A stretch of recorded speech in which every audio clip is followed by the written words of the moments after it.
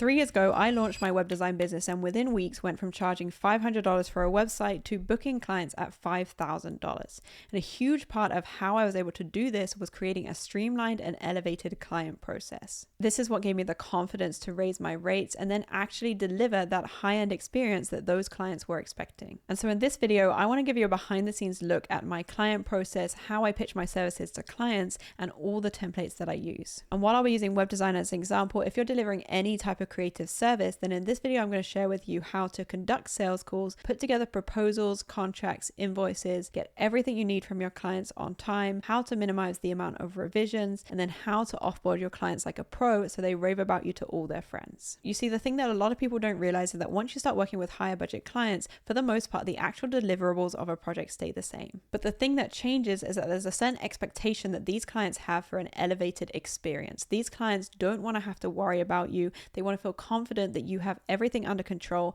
and they can trust you to do a good job. And when your client feels this way, it makes the whole project go so much smoother. They're less likely to question your decisions and you're able to really guide them to get them the results that they want. And so to do this, you need to be in control of everything from the start and set clear expectations at each stage of the project. And this video is going to show you exactly how to do that. Now, just to warn you, this video is going to be in depth. I'm going to be walking through every stage of the client process in a lot of detail so that by the end of this video, you will be able to confidently deliver this with your own clients. So you're probably going to want to save this video to refer back to, and I'll leave the timestamps in the description so you can skip to the part that you need. So before we start, I'll quickly go over the tools that I'm going to be using. So Stripe for creating invoices and taking payments, Calendly for booking calls with clients, Gmail, obviously, Loom for screen recording and presenting to clients, and then DocuSign for creating and signing contracts. Then the most important tool is Notion. This is where I manage my entire business. It's a great alternative to client management software like Honeybook or Dubsado,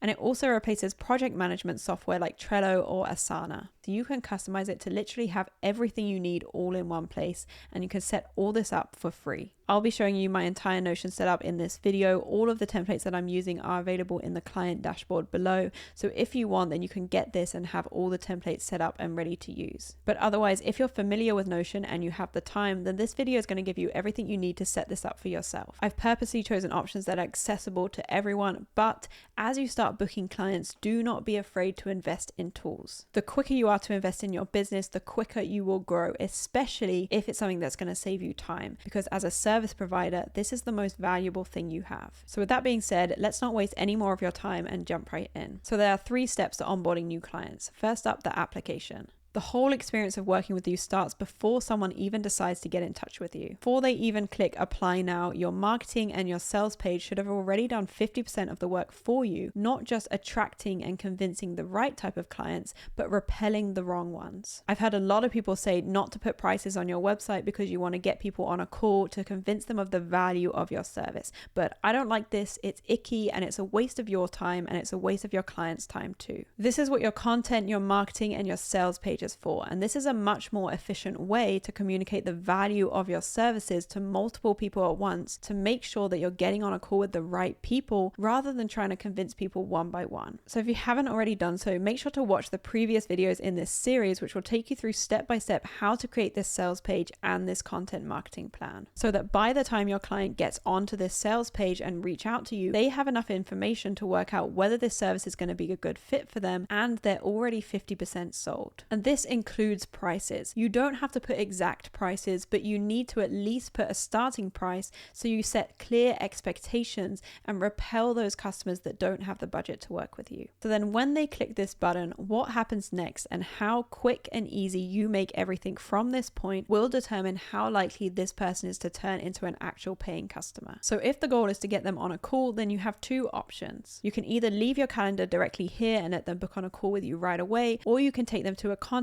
form to get some information from them first and then send over your calendar booking link. It's completely up to you which you prefer, but for me, I don't want to jump straight on a call with everyone reaching out to me because I'm at the stage in my business where I can pick and choose who I want to work with. And so not everyone reaching out to me is going to be a good fit. But whichever way you do it, at this point, you want to make sure that you're asking the right questions so you can get the relevant information that you need about this potential customer. So either within your calendar booking link or your inquiry form, instead of leaving space for a generic message, you want to ask specific specific questions. For example, their website and social media platforms, what does your business do and how did you get here? Which service are you interested in? What's your budget for this project? And the most important question, what problems are you hoping to solve by working with us? And what does success look like for this project? And so when you get this inquiry come into your inbox, you want to get back to them as quickly as possible. Likelihood is your client has been scrolling and something has triggered them to take action now. And so you want to keep that momentum going. So the easiest way to do this is to have a bunch of templates set up in your Gmail so that all you need to do is select the template, customize their name, add a couple of personal details, and then you have your calendar booking link already in here so you can set up a call with them. And so within this client dashboard below, there are a bunch of email templates written out for each stage of the project. So you can just copy and paste and get all these templates set up in your Gmail. For your calendar booking link, I recommend using Calendly for this. Within this, you can set up the times that people can book in with you each week. Do not try and make yourself available 24/7. You're a business owner now, and so you need to have control over your schedule. So I recommend just blocking out a couple of mornings or afternoons where you leave some space for this. So someone's reached out to you, you like the application, and now you're getting on a call with them. The next thing I do now is come into my dashboard where I manage my business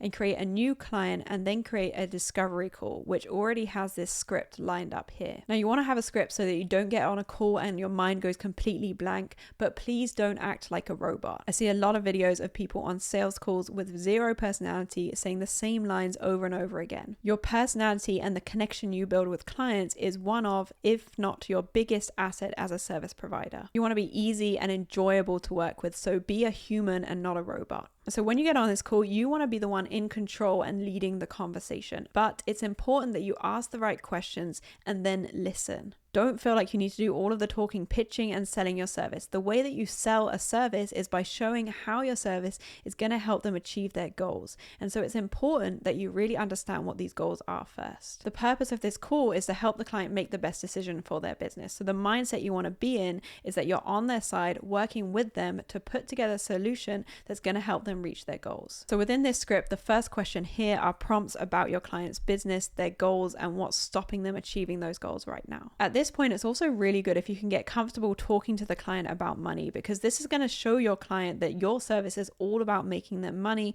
and you want to see them get a good return on their investment. So what I mean by this is asking questions like, what's your best-selling service or product? How much is that bringing in for you right now? How do you plan to scale this in the future? And do you have any new services or products in the works? This is going to help you really understand the scale of their business and the scope of the project. And this is important because the more money your services make your client, the more you can charge. So it's important that you know the scale of their business so that you're not charging $5,000 for a website that's potentially going to make them millions. This is something that I went through in the first video of this series, so watch that if you want to learn how to implement this value-based pricing. So the next questions are to gather all the technical information that you might need. So website pages, functionality, any extras. Sometimes they're not going to have all the answers to this, so you can also give them suggestions and guide them in what you think they need by what they told you already. Then last up, you want to talk about the timeline and the price range. And so if you have standard packages with clear prices and what the client needs fits into this, then this part is easy. You can just say, based on everything we've talked about, this seems like a really good fit for you. As it said on my website, this service is going to be this much. My next available dates are here. Are you ready to book it in? If your quote is more custom than this and you need to go away and write up a proposal, then you can just pitch a price range. You always want to estimate a higher price range than you think and say it confidently and matter of fact, even if it feels uncomfortable. At this point, you can gauge their reaction and ask the client, is this what you budgeted for this project? Depending on how they respond to this, in this sales script, there are some examples of how to phrase things. So if it's clear that this is way out of their price range, do not offer to reduce your prices. In my experience, it is never a good idea to reduce your rates because you end up with a client that doesn't value your expertise, and this becomes a problem at every stage of the project. If you want to, then you can take some of the things out of the proposal to give them a service that fits their budget, but otherwise,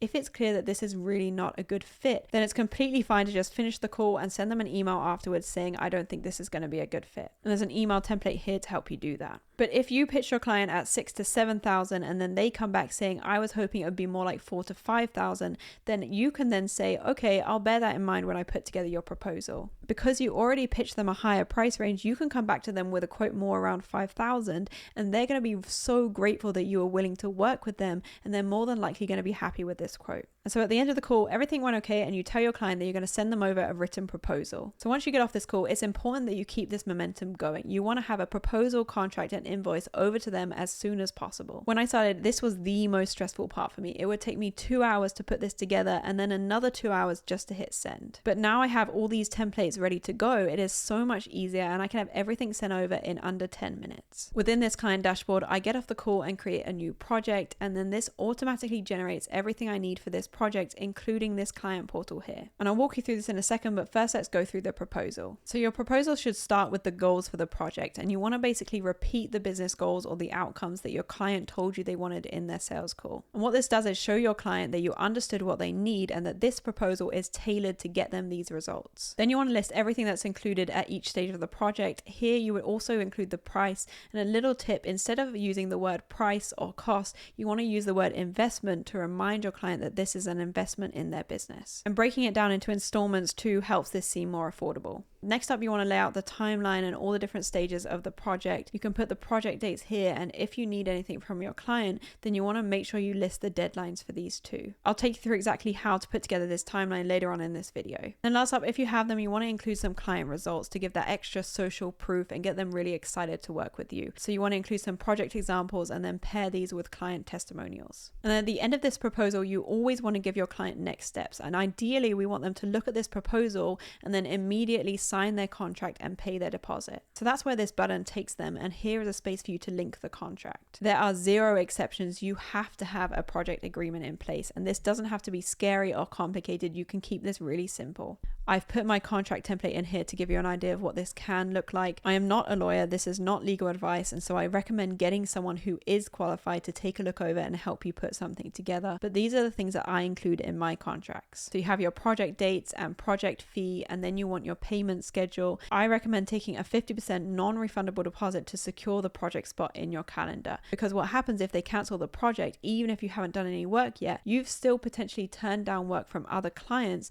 because you blocked out your calendar for them. And so then you can either take the rest of the 50% at the end before you hand everything over, or you can split this into 2 payments over the course of the project, depending on how big the project is and how long the timeline is. Then you want to list everything that's included and the number of revisions that you allow on this. I usually allow 2 rounds of revisions, and then anything on top is extra. Your cancellation policy just says that if they cancel halfway through the project, then they still need to pay for all the work up until this point, even if they don't have the final deliverables. And then for expenses, I list all the things not included, so things like stock photography or fonts. You want to add a confidentiality clause in there because you're likely going to be exchanging passwords, so this protects both you and the client. Then you want to make it clear that you own the copyright to all the designs until the final project payment is made. And then my favorite part to add in here is client expectations. And this basically just gets the client to agree to be on time for all the due dates and reply within 3 working days, or the whole project will be automatically put on hold and an additional fee will be required to start it up again. Now, this might sound harsh, but you have to have boundaries like this, especially when you're hopefully going to be booking up projects weeks or months in advance. So it's not profitable for your projects to drag on way longer than the timeline because it affects all of your other work. And from my experience, once you start setting boundaries like this, you rarely have to actually use them. But you still want to be very clear and protect yourself from the beginning, just in case there's that one nightmare client. So I have this contract set up in Dubsado, but a slightly cheaper alternative is DocuSign. And you want to do this because it allows you to collect electronic signatures. So they can just open this up really quickly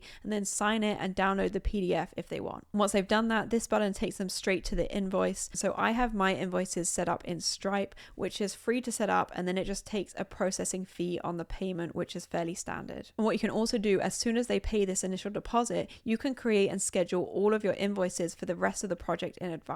So it's sent out to your client at the right time and you don't have to think about it. Your client will then receive a link to the invoice, and then they can just go on here and pay with cards. So especially if you're working with clients from all over the world, this makes it so much easier for both you and the client. Again, the more seamless you make every step of this process, the more impressed your client is going to be, and the more likely they are to trust that you are going to take care of everything and deliver an excellent service. Which leads me into how you're going to send this over to your client and really wow them with an amazing onboarding experience. So the first 48 hours after a client decides to work with you is the part of the project that leaves the biggest lasting impression on the client. This is the peak end rule. The parts of the project that your client will remember and judge you on is the peak, so when they first decide to work with you and they're most excited for what to come, and the end. These first impressions confirm to your client that they made a good decision buying from you, what you do is valuable and worth their money. And it doesn't matter how good your work is after this moment, 80% of their mind is already made up. So we want to make sure we wow them and really make them feel confident in our service. As I showed you before, in here a client portal is generated for every new project, and this is where we're going to keep all the information for the project in one place so it's easy for you to find and your client has it all here too.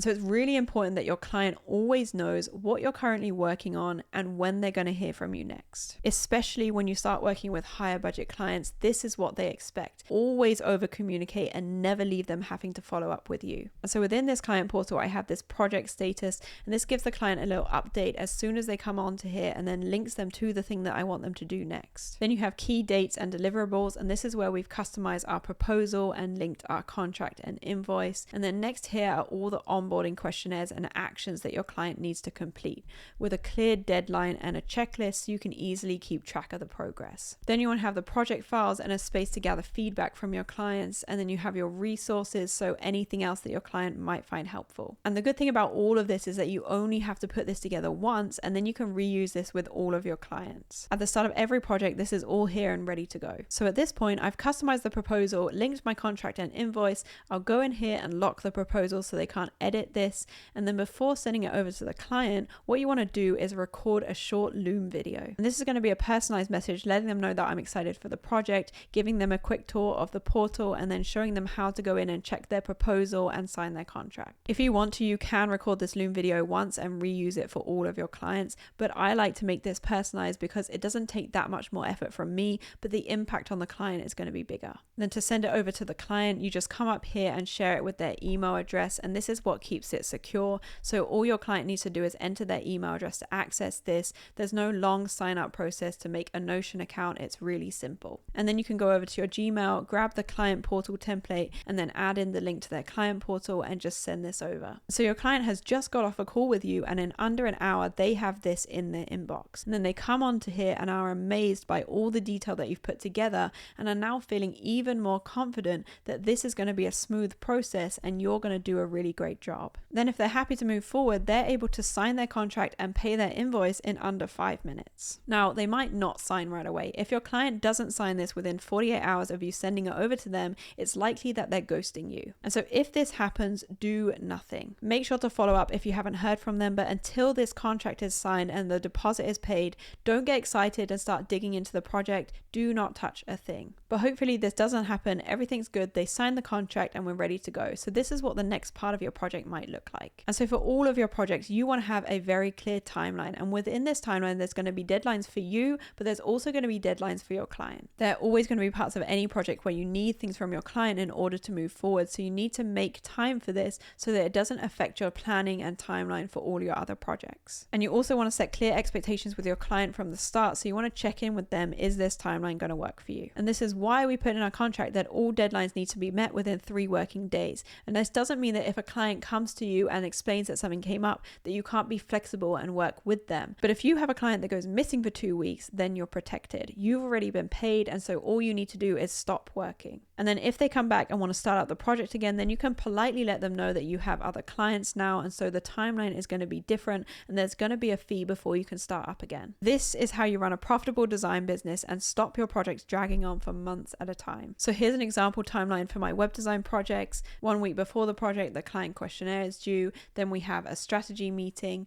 After this, the designing of the website is broken into 3 approval stages. The client has to approve the strategy, the homepage design, and then the entire website. Then you have your handover and your launch. And so it's one thing having this timeline and setting these deadlines, but you still need to do everything you can to make it as easy as possible for your client to give you everything you need. So I'm going to show you exactly how I do this. In the next video, I'm going to walk you through exactly how I carry out the strategy and the website design so you know what to do if you don't want to miss that. But in this video, we're going to stick to the client process. So first up, getting everything you need from the client. This is what this part of the client portal is for, and it's broken up into easy stages with a checkbox to easily keep track of everything that needs to be done. So after the client has signed their contract and paid their invoice, I have this email that I send over to them confirming their project and reminding them that they need to book in our first call and then fill in their questionnaire. So I embed my Calendly booking link straight into here so that the client can come in and schedule our strategy call, and then they can fill in their brand questionnaire here. So this is just to get any additional information that I didn't manage to go through in their sales call. And so some of these questions do overlap. So what I do is add my notes in here, and then I'll let the client clarify or add anything if they need to. So I don't want to overwhelm my clients. So these are the only two things I ask them to do right now, and then everything else I'll go through in our call. Every web designer knows that the worst part of any project is getting all the content you need for a website.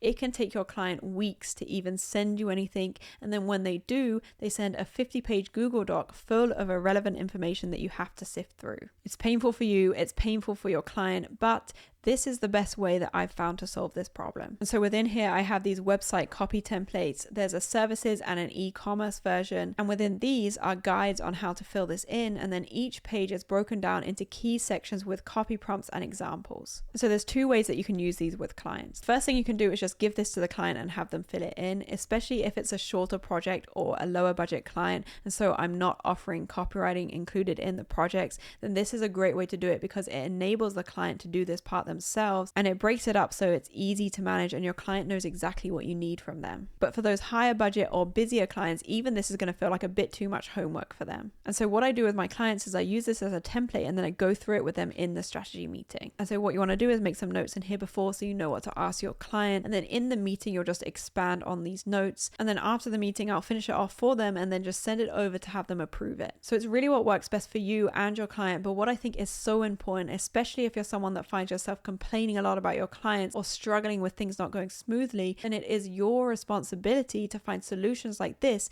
that make it easier for both you and your clients. Which leads us nicely into the next step. Another thing that a lot of designers struggle with is revisions. So I see a lot of people talking about how they send designs over to clients and then they start losing their minds when they get requests like, can you make it pop? But I don't see a lot of people talking about how you actually solve this problem, and it's so easy to do. So if you're struggling with huge amounts of revisions from clients or really vague feedback, then there's three things that you need to change. And the first is strategy. Now this goes for any creative process, whether you're a filmmaker or a web designer. The end result is only as good as the strategy and the preparation that you put in right at the start. You have to spend 50% of your time getting on the same page as the client before you start anything. Otherwise, you're going to get ahead of yourself and put all this work into something that is completely different to what the client is imagining. And this is why you want to break your project into clear stages like this and ask for feedback at every single stage. And in my experience, since putting more work into this strategy part, I now have very few revisions throughout the rest of this project. So the next thing that you need to change is presentation. How you present your work to your client is going to have a huge impact on the feedback that you get.